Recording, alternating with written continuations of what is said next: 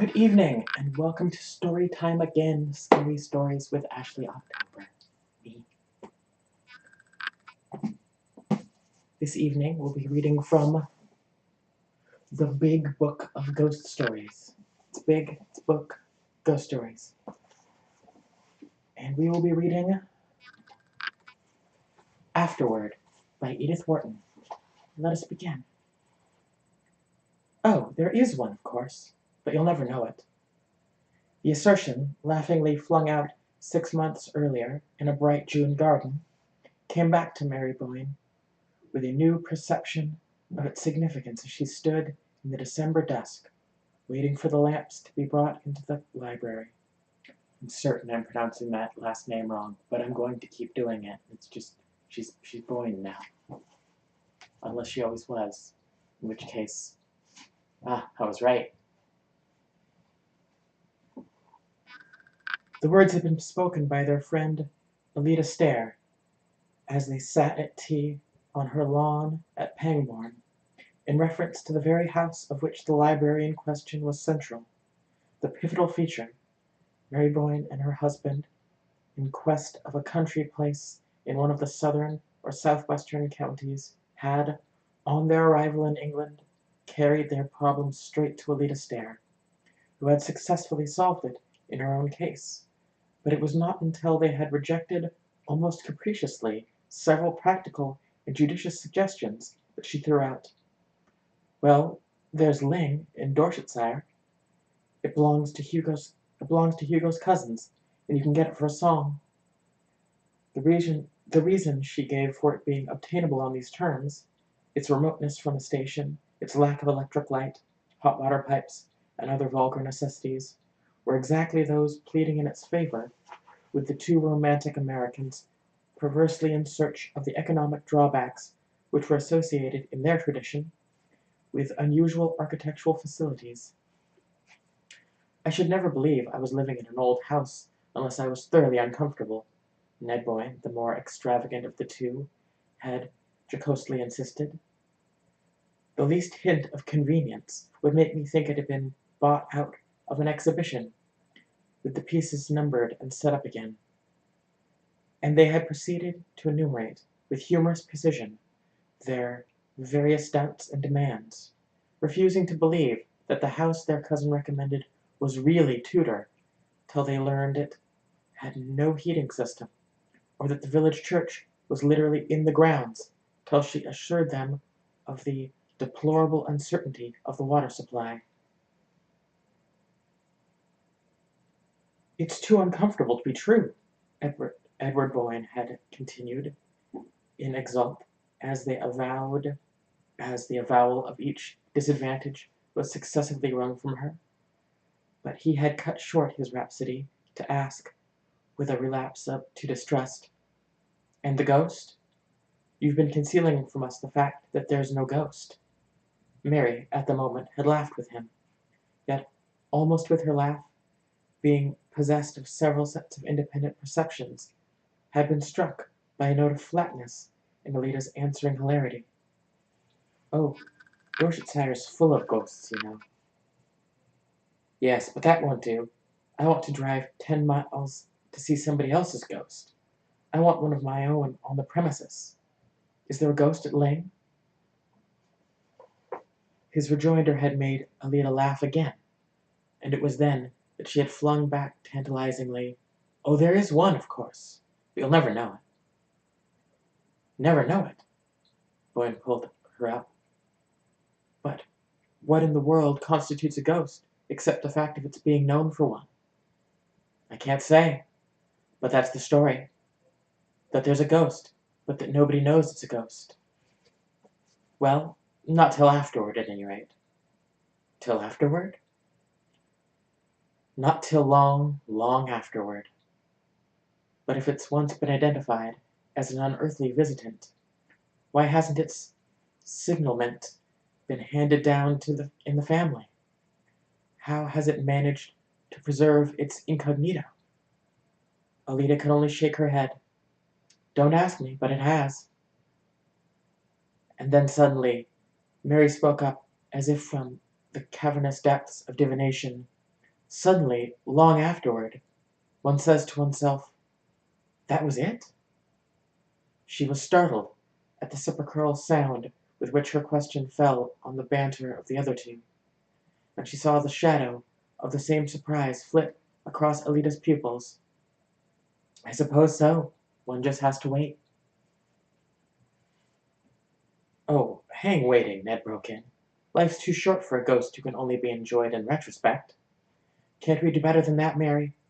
But it turned out that in the event they were destined to, for within 3 months of their conversation with Miss Stair, they were settled at Lyng, and the life they had yearned for, to the point of planning it in advance in all its daily details, had actually begun for them. It was to sit in the thick December dusk, by such a wide-hooded fireplace, under just such black oak rafters, with the sense that beyond the mullioned panes the downs were darkened to a deeper solitude. It was the ultimate indulgence of such sensations that Mary Boyne, abruptly exiled from New York by her husband's business, had endured for nearly 14 years the soul-deadening ugliness of Middle Western town, and that Boyne had ground on doggedly at his engineering till with a suddenness that still made her blink. The prodigious windfall of the Blue Star Mine had put them at a stroke in possession of life and the leisure to taste it. They had never for a moment meant that their new state be one of idleness, but they meant to give themselves only to harmonious activities. She had her vision of painting and gardening against a background of grey walls, as he dreamed of the production of his long-planned book on the economic basis of culture. And with such absorbing work ahead, no existence could be too sequestered. They could not get far enough from the world, or plunge deep enough into the past. Dorsetshire had attracted them from the first by an air of remoteness, out of all proportion to its geographical position. But to the Boynes it was one of the ever-recurring wonders of the whole incredibly compressed island, a nest of counties, as they put it, that the production of its effects so little of a given quality went so far, that so few miles made a distance, and so short a distance a difference. "It's that," Ned had once enthusiastically explained, "that gives such depth to their effects, such relief to their contrasts. They've been able to lay the butter so thick on every delicious mouthful." The butter had certainly been laid on thick at Lyng. The old house hidden beyond a shoulder of downs had almost all the finer marks of commerce with a protracted past. The mere fact that it was neither large nor exceptional made it, to the Boynes, around the more completely in its special charm, the charm of having been for centuries a deep, dim reservoir of life. The life had probably not been the most vivid order. For long periods, no doubt, it had fallen as noiselessly into the past as the quiet drizzle of autumn fell, hour after hour, into the fish-pond between the yews. But these backwaters of existence sometimes breed, in their sluggish depths, strange acuities of emotion, and Mary Boyne had felt from the first the mysterious stir of intenser memories. The feeling had never been stronger than on this particular afternoon, when writing in the library for the lamps from when, waiting in the library for the lamps to come, she rose from her seat, and stood among the shadows of the hearth. Her husband had gone off after luncheon for one of his long tramps on the downs. She had noticed of late that he preferred to go alone, and, in the tried security of their personal relations, had been driven to conclude that his book was bothering him, and that he needed afternoons to turn over in solitude the problems left from the morning's work. Certainly, the book from the morning's work. Certainly, the book was not going as smoothly as she had thought it would. There were lines of perplexity between his eyes. such as had never been there in his engineering days.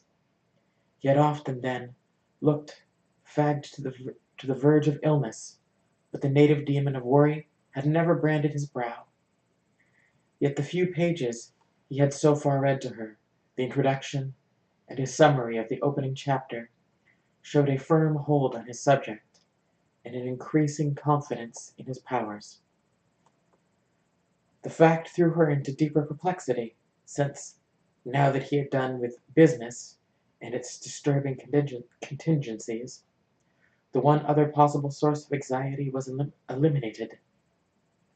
Unless it was his health, then. But physically, he had gained since he had come to Dorsetshire, grown robuster, ruddier, and fresher-eyed. It was only within the last week that she had felt in him the undefinable change which made her restless in his absence, and as tongue-tied in his presence as though it were she who had a secret to keep from him. The thought that there was a secret somewhere between them struck her with a sudden rap of wonder, and she looked about her down the long room. "Can it be the house?" she mustered. The room itself might have been full of secrets. They seemed to be piling themselves up. In evening, felt like layers and layers of velvet shadow dropping from the low ceiling, the rows of books, the smoke-blurred sculpture of the hearth. Why, of course, the house is haunted, she reflected. The ghost, Alida's imperceptible ghost, after figuring largely in the banter of their first month or two at Lyng, had been gradually left aside as too ineffectual or imaginative use. Mary had, indeed, as become the tenant of a haunted house, made the customary inquiries among her rural neighbors, but beyond a vague, "They do say so, ma'am," the villagers had nothing to impart. The elusive spectre had apparently never had sufficient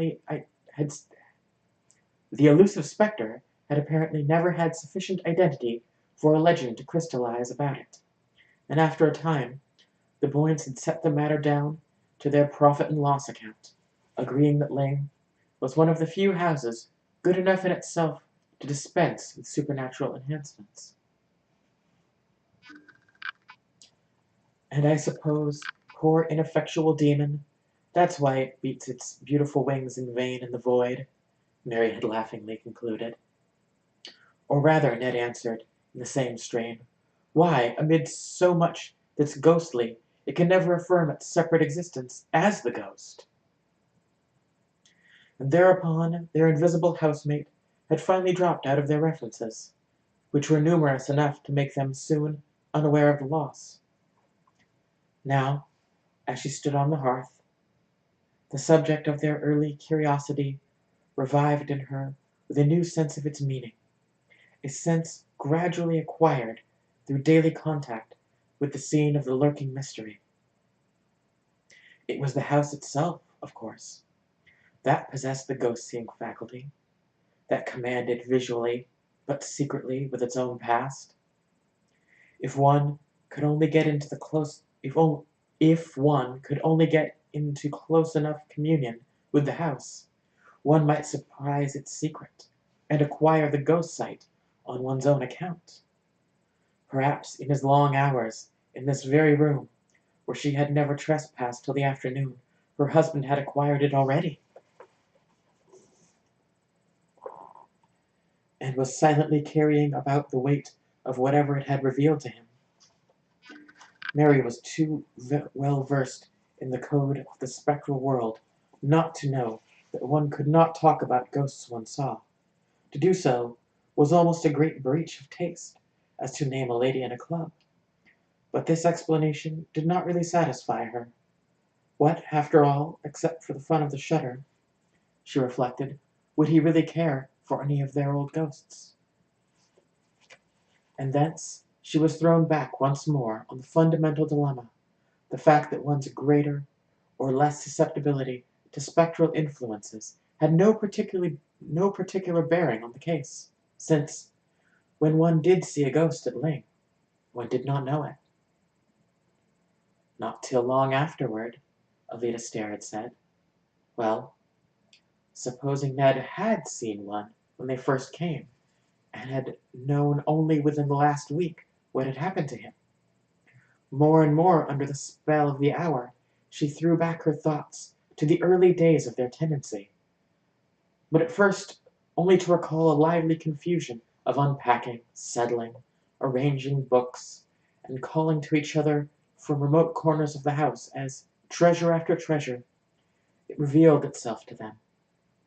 It was in this particular connection that she presently recalled a certain soft afternoon of the previous October when, passing from the first rapturous flurry of exploration to a detailed inspection of the house, she had pressed, like a novel heroine, a panel that opened on a flight of corkscrew stairs leading to a flat ledge of the roof. The roof which, from below, seemed to slope away on all sides too abruptly for any but practised feet to scale. The view from this hidden coign was enchanting, and she had flown down to snatch Ned from his papers and give him the freedom of her discovery.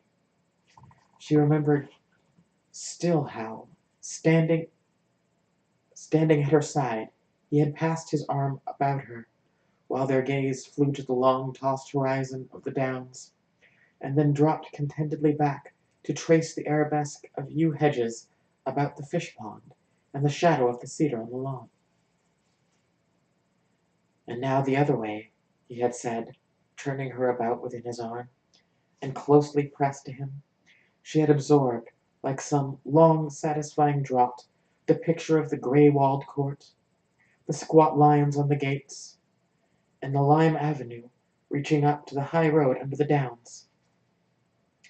It was just then, while they gazed and held each other, that she had felt his arm relax, and heard a sharp "Hullo!" that made her turn to glance at him.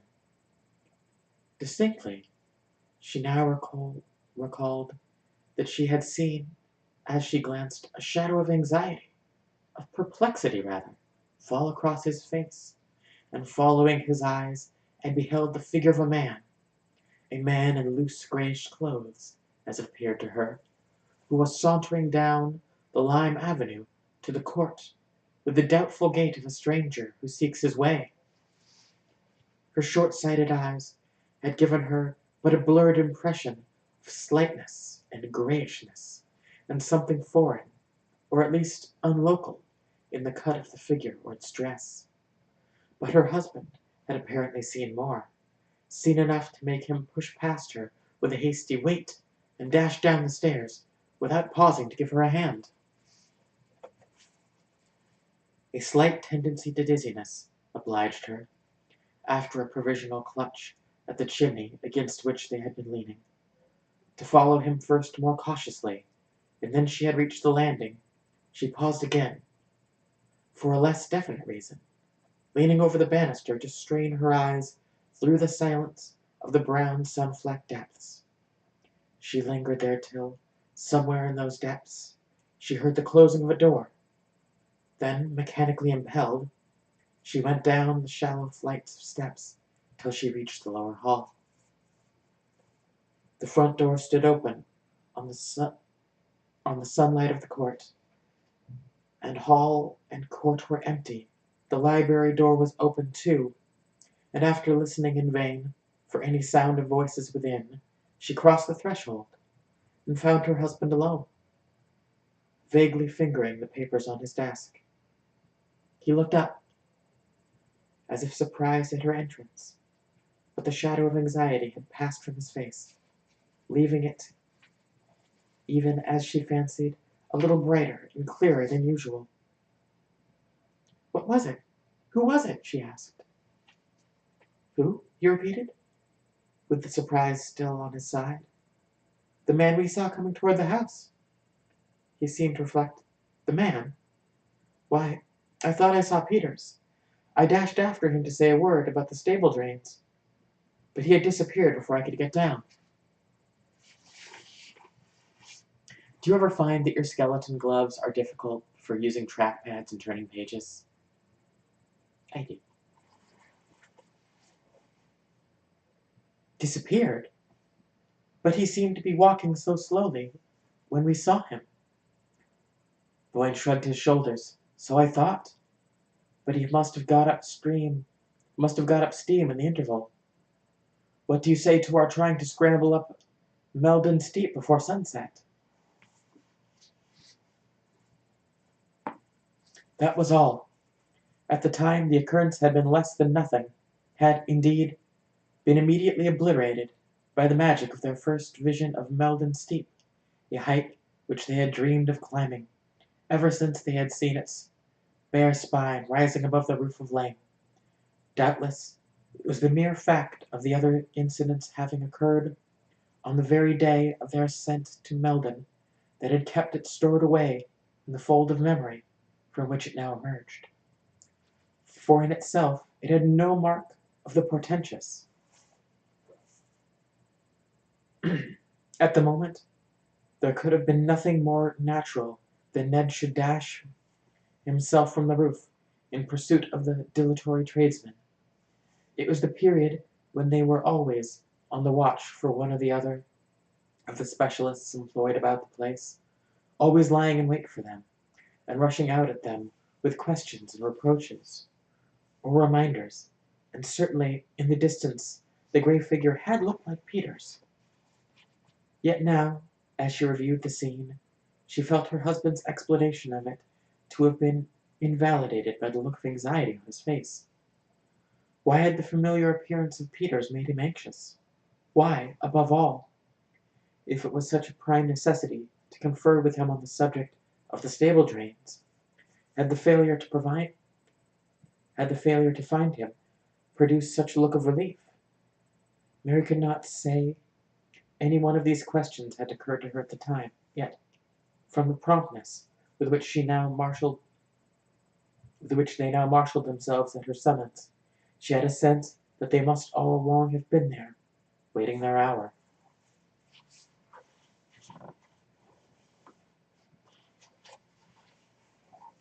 Weary with her thoughts, she moved to the window. The library was now quite dark, and she was surprised to see how much faint light the outer world still held.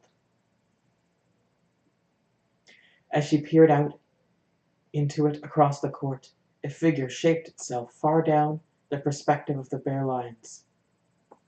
It looked a mere blot of deeper gray in the grayness, and for an instant, as it moved toward her, her heart thumped at the thought, "It's the ghost!"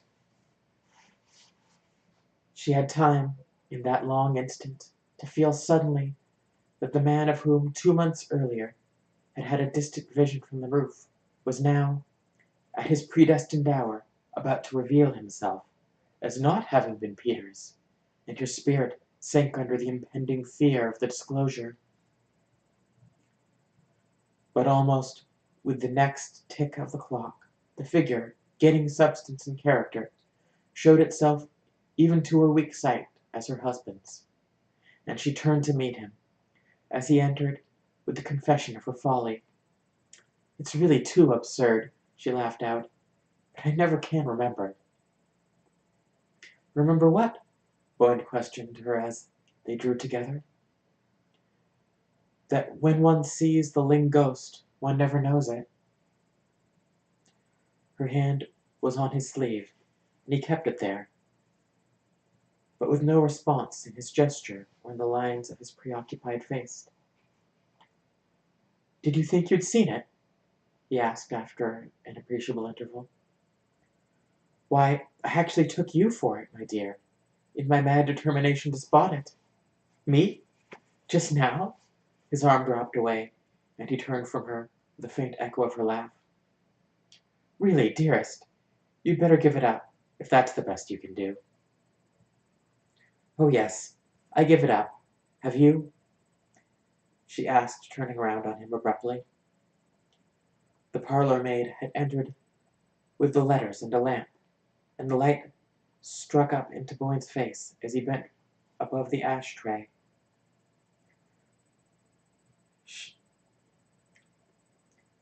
As he bent above the tray, she presented. "Have you?" Mary perversely insisted, when the servant had disappeared on her errand of illumination. "Have I what?" he rejoined absently, the light bringing out the sharp stamp of worry between his brows as he turned over the letters. "Given up trying to see the ghost." Her heart beat a little at the experiment she was making. Her husband, laying his letters aside, moved away into the shadow of the hearth. "I never tried," he said, tearing open the wrapper of a newspaper. "Well, of course," Mary persisted. "The exasperating thing is that there's no use trying, since one can't be sure till long afterward." He was unfolding the paper, as if he had already heard her, but after a pause, during which the sheets rustled spasmodically between his hands, he looked up to ask, "Have you any idea how long?" Mary had sunk into a low chair beside the fireplace. From her seat she glanced over, startled at her husband's profile, which was projected against the circle of lamplight. "No, none. Have you?" she retorted, repeating her former phrase with an added stress of intention. Boyne crumpled the paper into a bunch, and then inconsequently turned back with it towards the lamp. And about that last sentence, it is very rude of a book while I am reading it to then give a description to a line that completely counters my line reading. Didn't the person who wrote this years and years and decades ago know that I would read it differently than they imagined? They did. It's on purpose.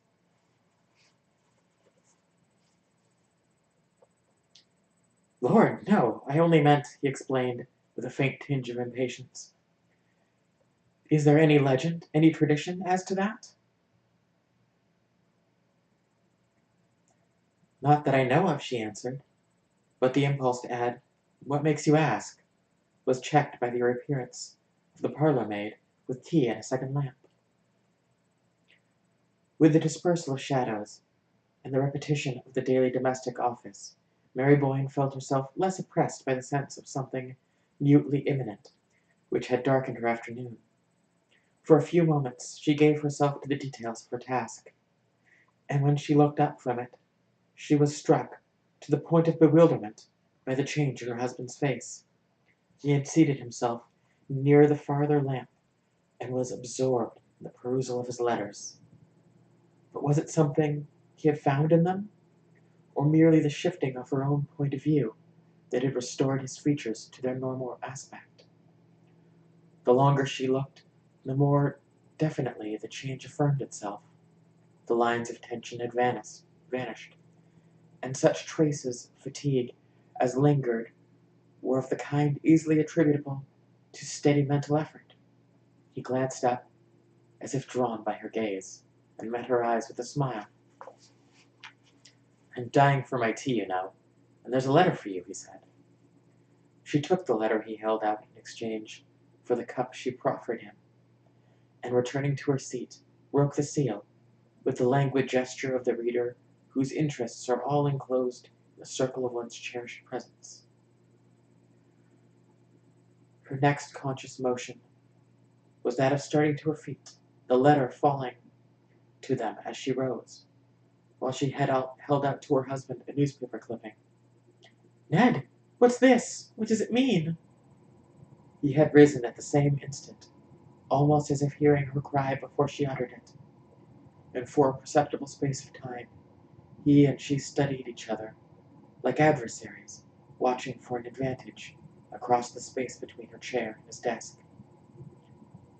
"What's what? You fairly made me jump," Boyne said at length, moving toward her with a sudden half-exasperated laugh. The shadow of apprehension was on his face again.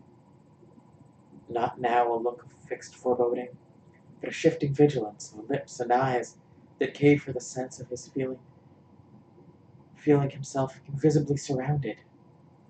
Her hand shook so that she could hardly give him the clipping. "This article from the Waukesha Sentinel that a man named Elwell has brought suit against you. That there was something wrong about the Blue Star Mine. I can't understand more than half." They continued to face each other as she spoke, and to her astonishment, she saw that her words had the almost immediate effect of dissipating the strained watchfulness of his look. "Oh, that!" He glanced down the printed slip and then folded it with the gesture of one who handles something harmless and familiar. "What's the matter with you this afternoon, Mary? I thought you'd got bad news."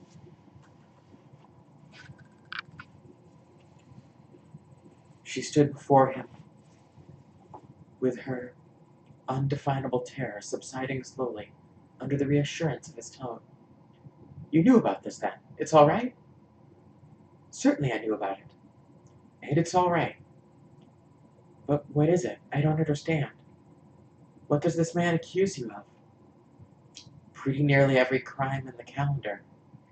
Boyd had tossed the clipping down and thrown himself into an armchair near the fire. "Do you want to hear the story? It's not particularly interesting. Just a squabble over interests in the Blue Star." "But who is this Elwell? I don't know the name." "Oh, he's a fellow I put into it. Gave him a hand up. I told you all about him at the time."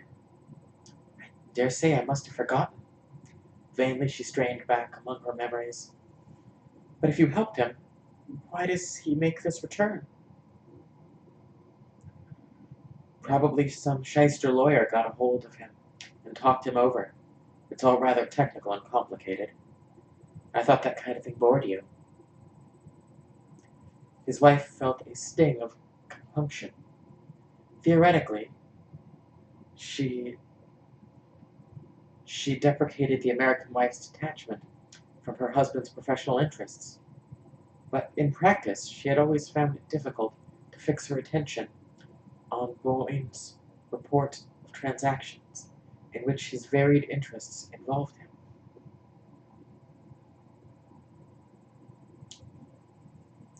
Checking a word because you're not sure you read it right. It's probably right. I'm right a lot of the time. A lot of it.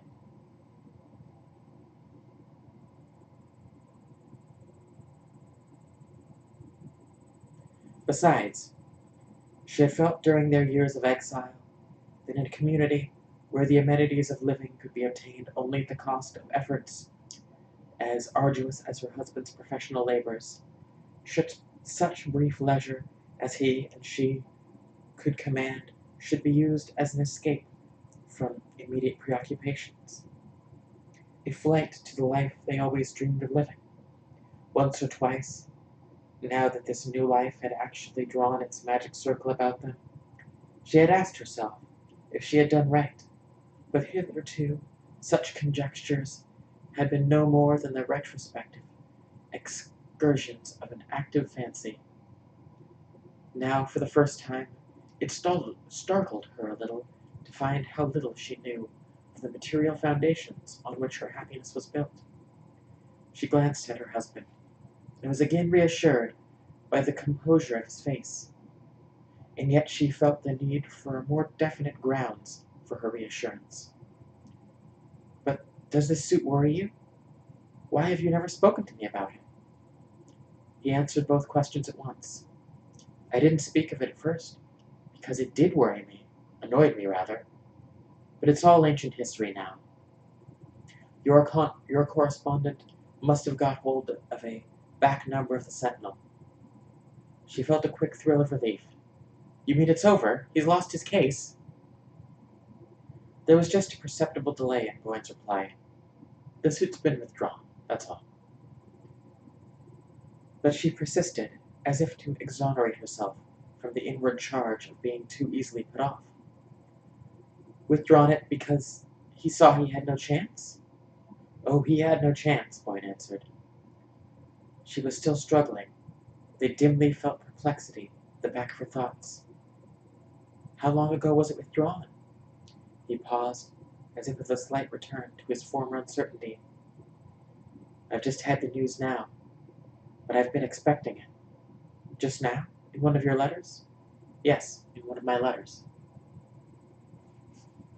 She made no answer, and was aware only, after a short interval of waiting, that she had risen, and strolling across the room, had placed himself on the sofa at her side. She felt him, as he did so, pass an arm about her. She felt his hand seek hers and clasp it, and turning slowly, drawn by the warmth of his cheek, she met his smiling eyes. "It's all right. It's all right?" she questioned, through the flood of her dissolving doubts. "I give you my word that it was never righter." He laughed back at her, holding her close. One of the strangest things she was afterward to recall, out of all the next day's strangeness, was the sudden and complete recovery of her sense of security.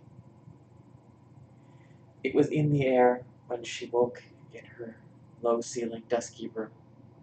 It went with her downstairs to the breakfast table, flashed out at her from the fire, and reduplicated itself from the flanks of the urn and the sturdy flutings of the Georgian teapot.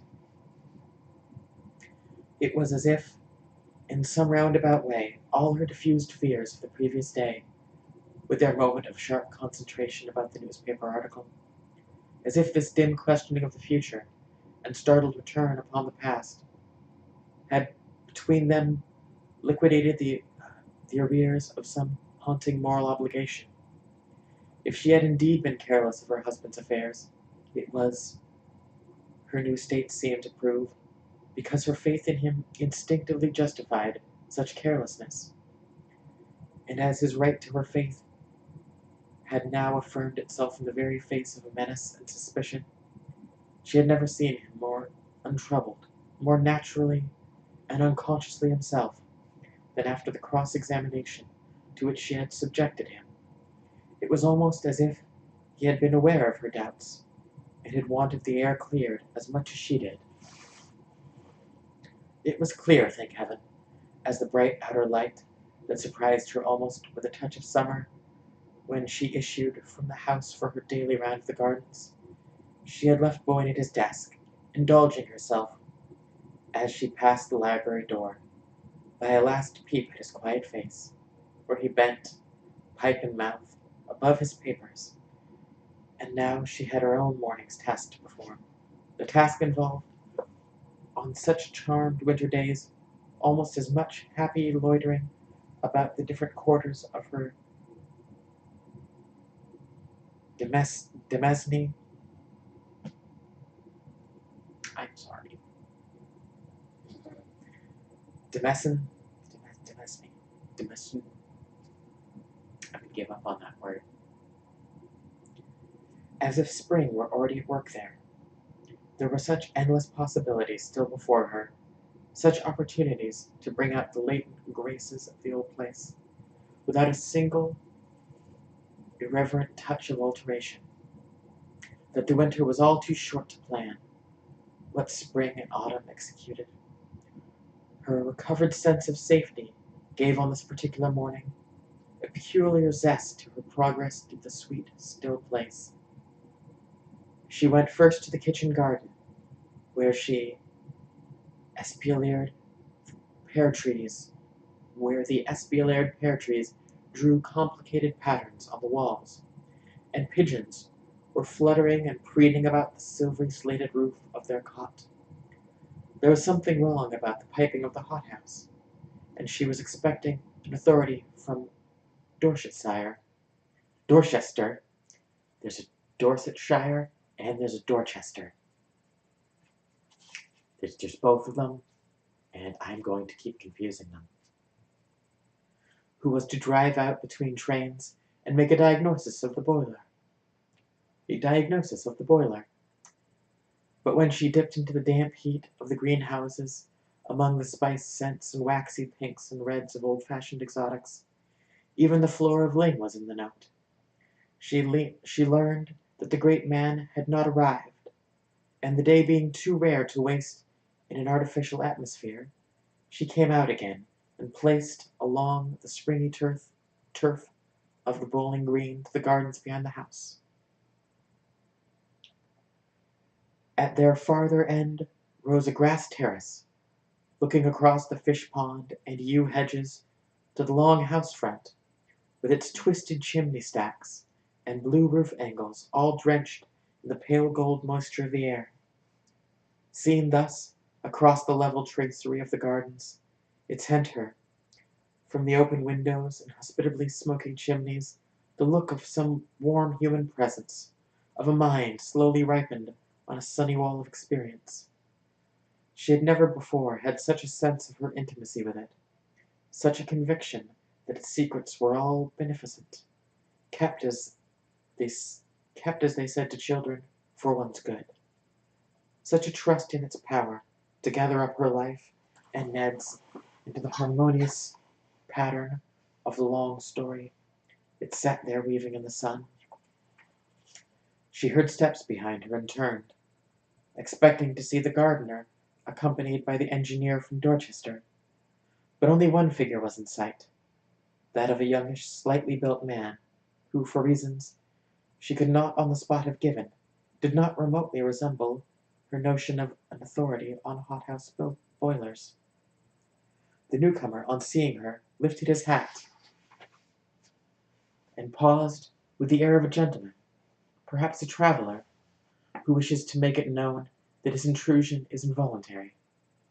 Ling occasionally attracted the more cultivated traveller, and Mary half expected to see the stranger dissemble a camera, or justify his presence by producing it. But he made no gesture of any sort, and after a moment she asked, in a tone responding to courteous hesitation of his attitude, "Is there anyone you wish to see?" "I came to see Mr. Boyne," he answered. His intonation, rather than his accent, was faintly American, and Mary, at the note, looked at him more closely. The brim of his soft felt hat cast a shade on his face, which, thus obscured, wore to her short-sighted gaze a look of seriousness, as a person arriving "on business," and civilly but firmly aware of his rights. Past experience had made her equally sensible to such claims, but she was jealous of her husband's morning hours, and doubtful of his having given any one the right to intrude on them. "Have you an appointment with my husband?" she asked. The visitor hesitated, as if unprepared for the question. "I think he expects me," he replied. It was Mary's turn to hesitate. "You see, this is his time for work. He never sees anyone in the morning." He looked at her a moment without answering, then, as if accepting her decision, he began to move away. As he turned, Mary saw him pause and glance up at the peaceful house front. Something in his air suggested weariness and disappointment. The dejection of the traveller who has come from far off, and whose hours are limited by the timetable. It occurred to her that if this were the case, her refusal might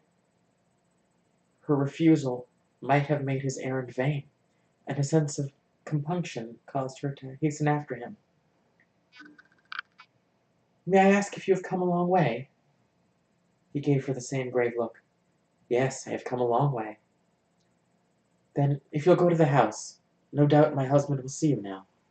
You'll find him in the library."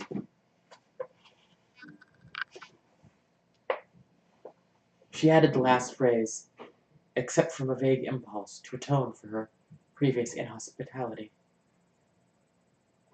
The visitor seemed about to express his thanks, but her attention was distracted by the approach of the gardener, with a companion who bore all the marks of being the expert from Dorchester. "Ah, this way," she said, waving the stranger to the house, and an instant later she had forgotten him in the absorption of her meeting with the boiler-maker. The encounter led to such far-reaching results that the engineer ended by finding it expedient to ignore his train, and Mary was beguiled into spending the remainder of the morning in absorbed confabulation among the flower pots. When the colloquy ended, she was surprised to find that it was nearly luncheon time, and she half expected, as she hurried back to the house, to see her husband coming out to meet her. But she found no one in the court but an under gardener raking the gravel, and the hall when she entered it was so silent that she pressed that she guessed Boyne to be still at work. Not wishing to disturb him, she turned into the drawing room, and there, at her writing table, lost herself in renewed calculations of the outlay to which the morning's conference had pledged her.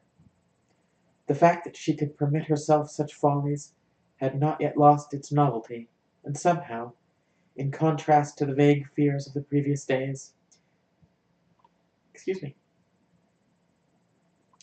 it now seemed an element of her recovered security, of the sense that, as Ned had said, things in general had never been righter.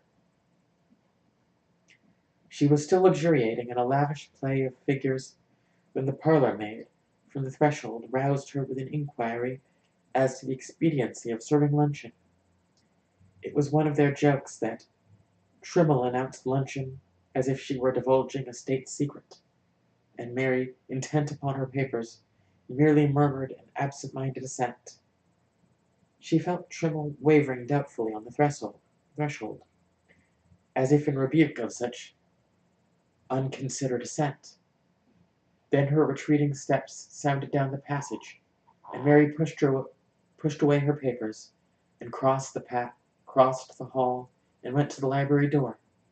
It was still closed, and she wavered in her turn, disliking to disturb her husband, yet anxious that he should not exceed his usual measure of work. As she stood there, balancing her impulses, Trimble returned with the announcement of luncheon, and Mary, thus impelled, opened the library door. Boyne was not at his desk, and she peered about her, expecting to discover him before the bookshelves, somewhere down the length of the room. But her call brought no response, and gradually it became clear to her that he was not there. She turned back to the parlour maid. "Mr. Boyne must be upstairs. Please tell him that luncheon is ready." Trimble appeared to hesitate between the obvious duty of obedience and an equally as obvious conviction of the foolishness of the injunction laid on her. The struggle resulted in her saying, "If you please, madam, Mr. Boyne's not upstairs." "Not in his room? Are you sure?" "I'm sure, madam." Mary consulted the clock. "Where is he, then?" "He's gone out," Trimble announced, with the superior air of one who has respectfully waited for the question that a well-ordered mind would have put first. Mary's conjecture had been right, then. Boyne must have gone to the gardens to meet her, and since had missed him. It was clear that he had taken the shorter way by the south door, instead of going round to the court. She crossed the hall to the French window opening directly in the yew garden. But the parlour maid, after another moment of inner conflict, decided to bring out, "Please, madam, Mr. Boyne didn't go that way." Mary turned back. "Where did he go? And when?" "He went out the front door, up the drive, madam." It was a matter of principle with Trimble never to answer more than one question at a time. "Up the drive? At this hour?" Mary went to the door herself, and glanced across the court, through the tunnel of bare limes. But its perspective was as empty as when she had scanned it on entering. "Did Mr. Boyne leave no message?" Trimble seemed to surrender herself to a last struggle with the forces of chaos. "No, madam. He just went out with the gentleman." The gentleman? What gentleman? Mary wheeled about, as if to front this new factor. The gentleman who called, madam, said Trimmle resignedly. When did a gentleman call? Do explain yourself, Trimmle. Only the fact that Mary was very hungry, and that she wanted to consult her husband about the greenhouses, would have caused her to lay so unusual an injunction on her attendant. And even now she was detached enough to note in Trimmle's eye the dawning defiance of the respectful subordinate who has been pressed too hard. I couldn't exactly say the hour, madam, because I didn't let the gentleman in, she replied, with an air of discreetly ignoring the irregularity of her mistress's course. You didn't let him in? No, madam. When the bell rang, I was dressing Agnes. Go ask Agnes, then, said Mary. Trimmle still wore her look of impatient magnanimity.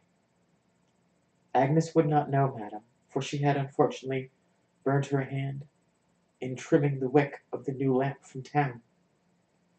Trimmle, as Mary was aware, had always been opposed to the new lamp, and so Mrs. Dockett sent the kitchen maid instead. Mary looked again at the clock. It's after 2. Go and ask the kitchen maid if Mr. Boyne left any word. She went into luncheon without waiting.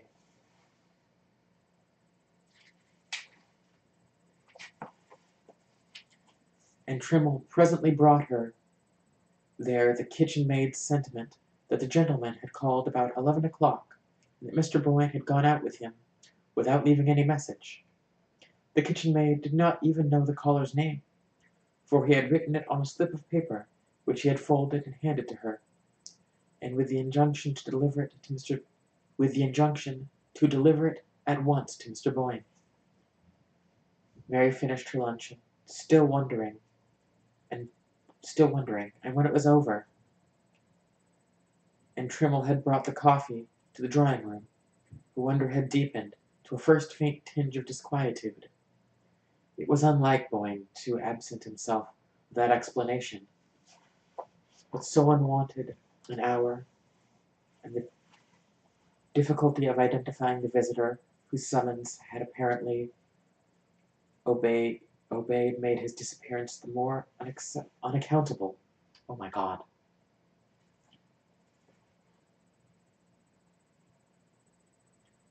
And the difficulty of identifying the visitor whose summons he had apparently obeyed made his disappearance more unaccountable. Mary Boyne's experience as the wife of a busy engineer, subject to sudden calls, and compelled to keep irregular hours, had trained her to the philosophic acceptance of surprises. But since Boyne's withdrawal from business, he had adopted a Benedictine regularity of his life, as if to make up for the dispersed and agitated years, with their stand-up lunches, and dinners rattled down to the joltings of the dining cars. He cultivated the last refinements of punctuality and monotony, and discouraging his wife's fancy of the unexpected, and declaring that, to a delicate taste, there were infinite gradations of pleasure in the recurrences of habit. Still, since one life can completely defend itself from the unforeseen, it was evident that all Boyne's precautions would sooner or later prove unavailable, and Mary concluded that he had cut short a tiresome visit by walking with his caller to the station, or at least accompanying him for part of the way.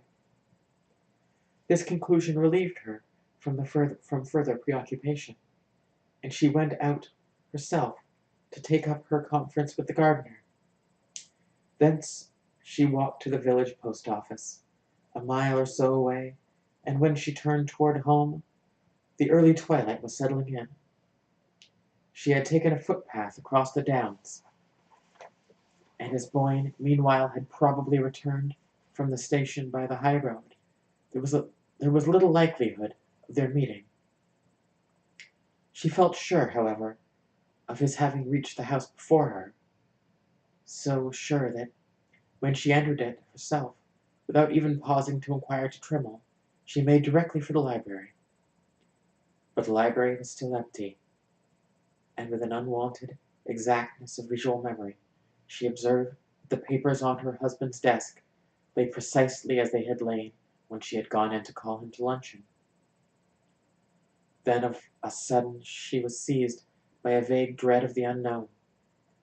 She had closed the door behind her on entering, and as she stood alone in the long silent room, her dread seemed to take shape and sound, to be there breathing and lurking among the shadows.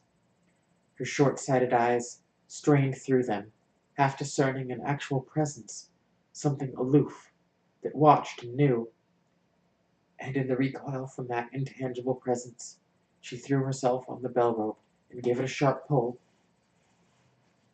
The sharp summons brought Trimmel in precipitately with a lamp, and Mary breathed again at this sobering reappearance of the usual. "You may bring tea if Mr. Boyne is in," she said, to justify her ring. "Very well, madam, but Mr. Boyne is not in," said Trimmel, putting down the lamp. "Not in? You mean he's come back and gone out again?" "No, ma'am. He's never come back." The dread stirred again, and Mary knew that now it had her fast. "Not since he went out with the gentleman?" "Not since he went out with the gentleman." "But who was the gentleman?" Mary insisted, with the shrill note of someone trying to be heard through a confusion of noises. "That I couldn't say, ma'am." Trimmel, standing there by the lamp, seemed suddenly to grow less round and rosy, as though ellipsed by the same creeping shade of apprehension. "But the kitchen maid knows. Wasn't it the kitchen maid who let him in?" "She doesn't know either, madam, for he wrote his name on a folded paper." Mary, through agitation, was aware that they were both designating the unknown visitor by a vague pronoun, instead of the conventional formula which till then had kept their allusions within the bounds of conformity. And at the same moment her mind caught at the suggestion of the folded paper. "But he must have a name. Where's the paper?" She moved to the desk and began to turn over the documents that littered it. The first that caught her eye was an unfinished letter in her husband's hand, with his pen lying across it, as though dropped there at a sudden summons. "My dear Parvis." "Who is Parvis?" "I have just received your letter announcing Elwell's death, and while I suppose there is now no further risk of trouble, it might be safer." She tossed the sheet aside, and continued her search, but no folded paper was discovered among the letters, and the pages of manuscript, which had been swept together in a heap, as if by a hurried or startled gesture. "But the kitchen maid saw him. Send her here," she commanded, wondering at her dullness in not thinking sooner of so simple a solution. Trimmel vanished in a flash, as if thankful to be out of the room, and when she reappeared, conducting the agitated underling, Mary had regained her self-possession, and had her questions ready. The gentleman was a stranger, yes, that she understood. But what had he said? And above all, what had he looked like? The first question was easily enough answered, for the disconcerting reason that he had said so little, had merely asked for Mr. Boyne, and, scribbling something on a bit of paper, had requested that it should be at once carried to him. "Then you don't know what he wrote? You're not sure it was his name?" The kitchen maid was not sure, but supposed it was, since he had written it in answer to her inquiry as to whom she should announce. "And when you carried the paper in to Mr. Boyne, what did he say?" The kitchen maid did not think that Mr. Boyne had said anything, but she could not be sure, for just as she had handed him the paper, and he was opening it, she had become aware that the visitor had followed her into the library, and she had slipped out, leaving the two gentlemen together. "But then, if you left them in the library, how do you know that they went out of the house?" This question plunged the witness into a momentary inarticulateness, from which she was rescued by Trimmle, who, by means of ingenious circumlocutions, elicited the statement that before she could cross the hall to the back passage, she had heard the two gentlemen behind her, and had seen them go out of the front door together.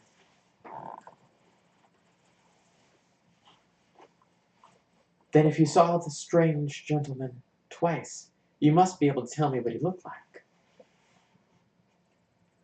But with this final challenge to her powers of expression, it became clear the limit of the kitchen maid's endurance had been reached. The obligation of going to the front door to show in a visitor was in itself so subversive of the fundamental order of things that it had thrown her faculties into hopeless disarray.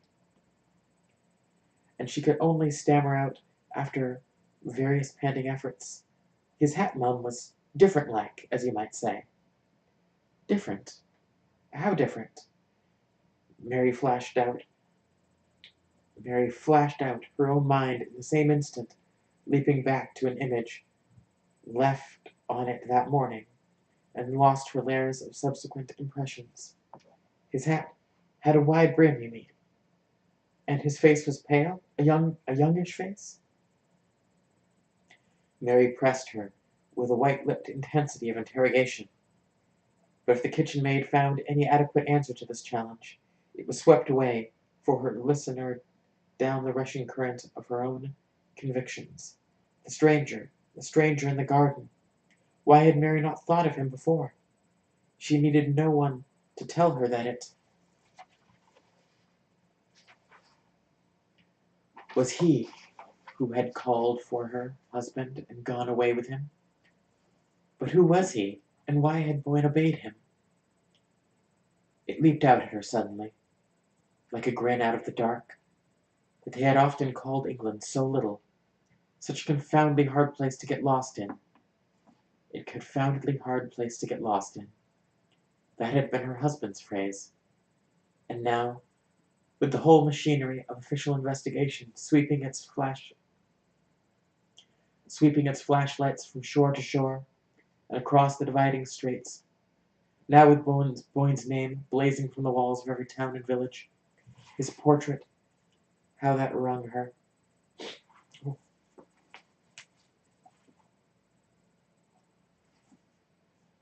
Hawked up and down the country like the image of a hunted criminal. Now, the little compact populous island, so policed, surveyed, and administered, revealed itself as a sphinx-like guardian of abysmal mysteries, staring back into his wife's anguished eyes, as if with the wicked joy of knowing something that would never be known. Pardon me. Allergies. It is fall. In the fortnight since Boyne's disappearance, there had been no word of him, no trace of his movements. Even the usual misleading reports that raised expectancy in tortured bosoms had been few and fleeting. No one but the kitchen maid had seen Boyne leave the house, and no one else had seen the gentleman who had accompanied him. All inquiries in the neighborhood failed to elicit the memory of a stranger's presence that day in the neighborhood of Lyng. And no one had met Edward Boyne, either alone or in company, and in any of the neighboring villages, or on the road across the towns, or at either of the local railway stations. The sunny English noon had swallowed him as completely as if he had gone out into Cimmerian night. Mary, while every official means of investigation was working at its highest pressure, had ransacked her husband's papers for any trace of antecedent complications, of entanglements or obligations known to her, that might throw a ray into the darkness. But if any such existed in the background of Boyne's life, they vanished like a slip of paper on which the visitor had written his name. There remained no plausible thread of guidance except, if it were indeed an exception, the letter which Boyne had apparently been in the act of writing when he received his mysterious summons. That letter read, and reread by his wife, and submitted by her to the police, yielded little enough to feed conjecture. I have just heard of Elwell's death, and while I suppose there is no further risk of trouble, it might be safer. That was all. The risk of trouble was easily explained by the newspaper clipping, which had apprised Mary of the suit brought against her husband by one of his associates in the Blue Star enterprise.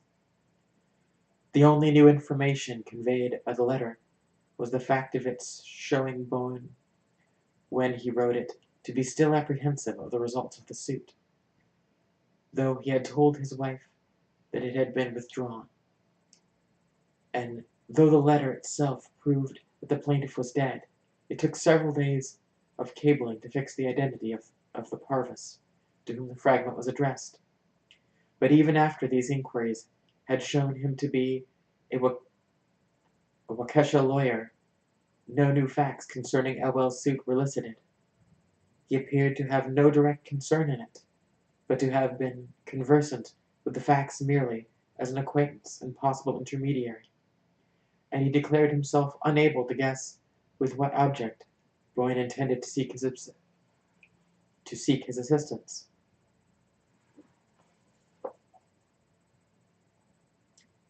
This negative information, sole fruit of the first fortnight's search, was not increased by a jot during the slow weeks that followed. Mary knew that the investigations were still being carried on, but she had a vague sense of their gradually slackening, as the actual march of time seemed to slacken. It was as though the days, flying horror-struck from the shrouded image of the one inscrutable day, gained assurance as the distance lengthened, till at last they fell back into their normal gait. And so, with the human imaginations at work on the dark event, no doubt it occupied them still, but week by week, and hour by hour it grew less absorbing, took up less space, was slowly but inevitably crowded out of the foreground of consciousness by the new problems perpetually bubbling up from the cloudy cauldron of human experience. Even Mary Bowen's consciousness gradually felt the same lowering of velocity. It still swayed with the incessant oscillations of conjecture, but they were slower, more rhythmical in their beat. There were even moments of weariness when, like the victim of some poison which leaves the brain clear but holds the body motionless, she saw herself domesticated with the horror, accepting its perpetual presence as one of the fixed conditions of life. These moments lengthened into hours and days, till she passed into a phase of stolid acquiescence. She watched the routine of daily life with the incurious eye of a savage on whom the meaningless processes of civilization make but the faintest impression. That's some colonial racist bullshit right there. The past. Glad it's over. She had come to regard herself as part of the routine, a spoke of the wheel, revolving with its motion. She felt almost like the furniture of the room in which she sat, an insensate object to be dusted and pushed about with the chairs and tables. And this deepening apathy held her fast at Lyng, in spite of the entreaties of friends and the usual medical recommendations of change. Her friends supposed that her refusal to move was inspired by the belief that her husband would one day return to the spot from which he had vanished, and a beautiful legend grew up about this imaginary state of waiting. But in reality she had no such belief. The depths of anguish enclosing her were no longer lighted by flashes of hope. She was sure that Bowen would never come back, that he had gone out of her sight as completely as if death itself had waited that day on the threshold. She had been renounced, one by one. She even renounced, one by one, the various theories to his disappearance, which had been advanced by the press, the police, and her own agonized imagination. In sheer lassitude, Her mind turned from these alternatives of horror and sank back into the blank fact that he was gone. No, she would never know what had become of him. No one would ever know. But the house knew. The library in which she spent her long, lonely evenings knew. For it was here that the last scene had been enacted. Here that the stranger had come and spoken the word which had caused Boyne to rise and follow him. The floor she trod had felt his tread. The books on the shelves had seen his face, and there were moments when the intense consciousness of the old dusky walls seemed about to break out into some audible revelation of their secret. But the revelation never came, and she knew it never would come. Lyng was not one of the garrulous old houses that betray the secrets entrusted them. Its very legend proved that it had always been the mute accomplice, the incorruptible custodian of the mysteries it had surprised. And Mary Boyne, sitting face to face with its silence, felt the futility of seeking to break it by any human means.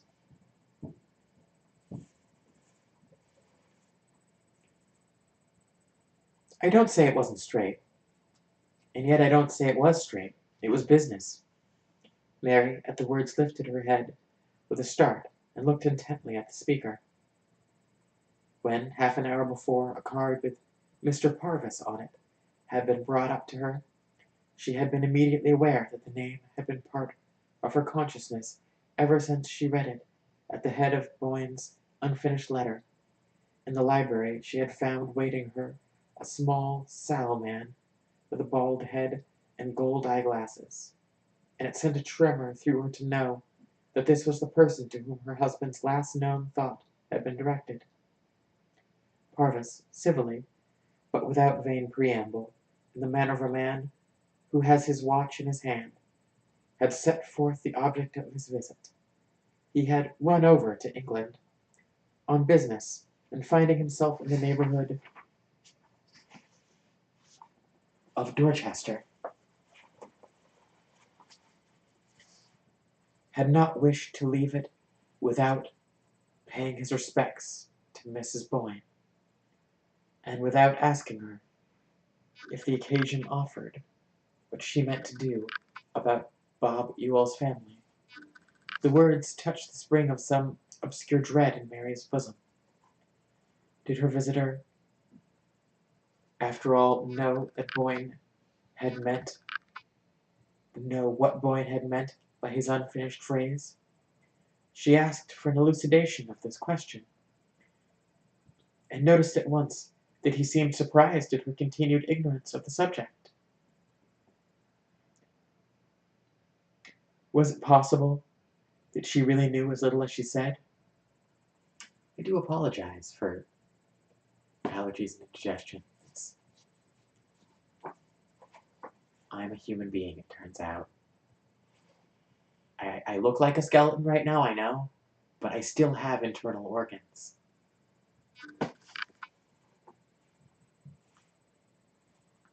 I know nothing. You must tell me, she faltered, and her visitor thereupon proceeded to unfold his story. It threw, even to her confused perceptions and imperfectly initiated vision, a lurid glare on the whole hazy episode of the Blue Star Mine. Her husband had made his money in that brilliant speculation at the cost of getting ahead of someone less alert to seize the chance, and the victim of his ingenuity was young Robert Ewell, who had put him on to the Blue Star scheme. Parvis, at Mary's first cry, had thrown her a sobering glance through his impartial glasses. Bob Ewell wasn't smart enough, that's all. If he had been, he might have turned around and served Boyne the same way. It's the kind of thing that happens every day in business. I guess it's what scientists call the survival of the fittest, see? Said Mr. Parvis, evidently pleased with the aptness of his analogy. Mary felt a physical shrinking from the next question she tried to frame. It was as though the words on her lips had a taste that nauseated her. But then, you accuse my husband of doing something dishonorable? Mr. Parvis surveyed the question dispassionately. Oh no, I don't. I don't even say it wasn't straight. He glanced up and down the long lines of books, as if one of them might have supplied him with the definition he sought. I don't say it wasn't straight, and yet I don't say it was straight. It was business. After all, no definition in his category could be more comprehensive than that. Mary sat staring at him with a look of terror. He seemed to her like the indifferent emissary of some evil power. But Mr. Ells's lawyers apparently did not take your view, since I suppose the suit was withdrawn by their advice. Oh yes, they knew he hadn't a leg to stand on, technically. It was when they advised him to withdraw the suit that he got desperate, you see. He borrowed most of the money he lost in Blue Star, and he was up a tree. That's why he shot himself when they told him he had no show. The horror was sweeping over Mary in great deafening waves. He shot himself? He killed himself because of that? Well, he didn't kill himself exactly. He dragged on 2 months before he died. Parvis emitted the statement as unemotionally as a gramophone grinding out its record. You mean that he tried to kill himself and failed, and tried again? Oh, he didn't have to try again, said Parvis grimly. They sat opposite each other in silence, he swinging his eyeglasses thoroughly about his finger, she motionless, her arms stretched along her knees, in an attitude of rigid tension. But if you knew all this, she began at length, hardly able to force her voice above a whisper, how is it that when I wrote you, at the time of my husband's disappearance, you said you didn't understand his letter? Parvis received this without perceptible embarrassment. Why, I didn't understand it, strictly speaking, and it wasn't the time to talk about it if I had. The oil business was settled when the suit was withdrawn. Nothing I could have told you would have helped you to find your husband. Mary continued to scrutinize him. Then why are you telling me now? Still Parvis did not hesitate. Well, to begin with, I suppose you knew more than you appear to. I mean, about the circumstances of Ells's death. And then people are talking of it now. The whole matter's been raked up again, and I thought if you didn't know, you ought to. She remained silent, and he continued, You see, it's only come out lately what a bad state Ells's affairs were in. His wife's a proud woman, and she fought on as long as she could, going out to work and taking sewing at home when she got too sick. Something with the heart, I believe. But she had his mother to look after, and the children, and she broke down under it, and finally had to ask for help. That called attention to the case, and the papers took it up, and a subscription was started. Everyone out there liked Bob Ewell, and most of the prominent names in the place are down on the list, and people began to wonder why. Parvis broke off to fumble in an inner pocket. Here, he continued, here's an account of the whole thing from the Sentinel. A little sensational, of course, but I guess you'd better look it over. He held out a newspaper to Mary, who unfolded it slowly, remembering as she did so the evening when, at the same room, the perusal of a clipping from the Sentinel had first taken depths of her insecurity. As she opened the paper, her eyes, shrinking from the glaring headlines, Widow of Boyne's victim forced to appeal for aid, ran down the column of text to 2 portraits inserted in it. The first was her husband's, taken from a photograph made the year they had come to England. It was the picture of him that she liked best, the one that stood on the writing table upstairs in her bedroom.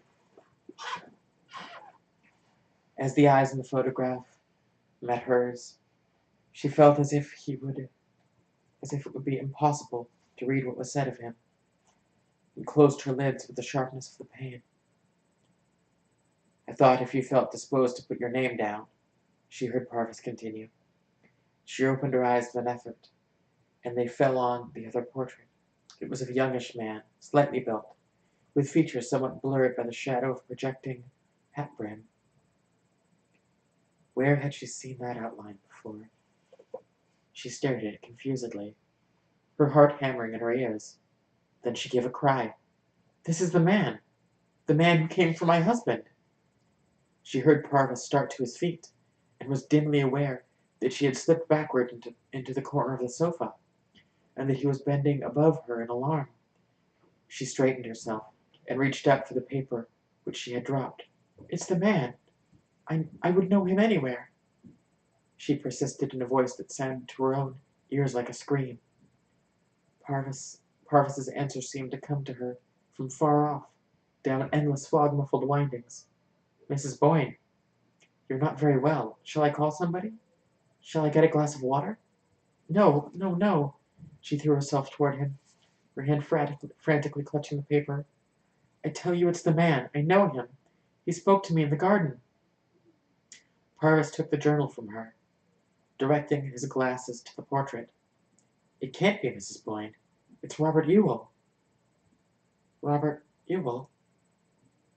Her white stare seemed to travel in space. Then it was Robert Elwell. I keep saying Ewell, but it's Elwell. Maybe Ewell. I gotta keep saying Ewell. "Who came for him?" "Came for Boyne? The day he went from here?" Parvis's voice dropped as hers rose. He bent over, laying a fraternal hand on her, as if to coax her gently back into her seat. "Why, Ewell was dead, don't you remember?"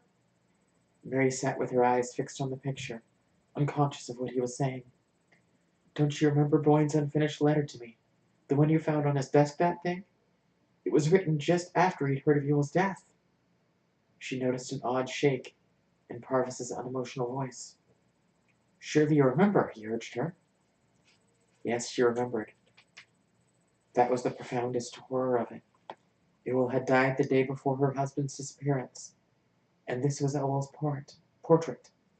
But it was the portrait of the man who had spoken to her in the garden. She lifted her head and looked slowly about the library. The library could have borne witness that it was also the portrait of the man who had come in that day to call Boyne from his unfinished letter. Through the misty surgings of her brain, she heard the faint boom of half-forgotten words. Words spoken by Alida Stair on the lawn of Pangbourne before Boyne and his wife had ever seen the house at Ling, or had imagined that they might one day live there. "This was the man that spoke to me," she repeated. She looked again at Parvis. He was trying to conceal his disturbance under what he probably imagined to be an expression of indulgent commiseration, but the edges of his lips were blue. "He thinks me mad, but I'm not mad," she reflected, and suddenly there flashed upon her a way of justifying her strange affirmation. She sat quiet, controlling the quiver of her lips, and waiting till she could trust her voice, and then she said, looking straight at Parvis, "Will you answer me one question, please? When was it that Robert Ewell tried to kill himself?" When? Stammered Parvis. "Yes, the date. Please try to remember." She saw that he was growing still more afraid of her. "I have a reason," she insisted. Yes, yes, only I can't remember. About 2 months before, I should say." "I want the date," she repeated. Parvis picked up the newspaper. "We might see here," he said, still humoring her. He ran his eyes down the page. "Here it is. Last October, the—" She caught the words from him. "The 20th, wasn't it?" The sharp look at her, he verified. "Yes, the 20th. Then you did know?" "I know now." Her gaze continued to travel past him. "Sunday the 20th. That was the day he came first." Parvis's voice was almost inaudible. "Came here first?" "Yes." "You saw him twice, then?" "Yes, twice." She just breathed it at him. "He came first on the 20th of October. I remember the date because it was the day we went up Meldon Steep for the first time. She felt a faint gasp of inward laughter at the thought. But for that she might have forgotten. Parvis continued to scrutinize her, as if trying to intercept her gaze. We saw him from the roof, she went on. He came down the Lime Avenue, toward the house. He was dressed just as he is in that picture. My husband saw him first. He was frightened, and ran down ahead of me, and there was no one there. He had vanished. Ewell had vanished, Parvis faltered. Yes. Their two whispers seemed to grope for each other. I couldn't think what had happened. I see now. He tried to come then, but he wasn't dead enough. He couldn't reach us. He had to wait for 2 months to die, and then he came back again, and Ned went with him. She nodded at Parvis, with the look of triumph of a child who had worked out a difficult puzzle, but suddenly she lifted her hands, with a desperate gesture, pressing them to her temples. Oh my God, I sent him to Ned. I told him where to go. I sent him to his room. She screamed. She felt the walls of books rush toward her, like inward falling runes. And she heard Parvis a long way off through the ruins crying to her and struggling to get at her. But she was numb to his touch. She did not know what he was saying. Through the tumult she heard but one clear note, the voice of Alida Stair, speaking on the lawn at Pangbourne. You won't know till afterward, it said. You won't know till long, long afterward.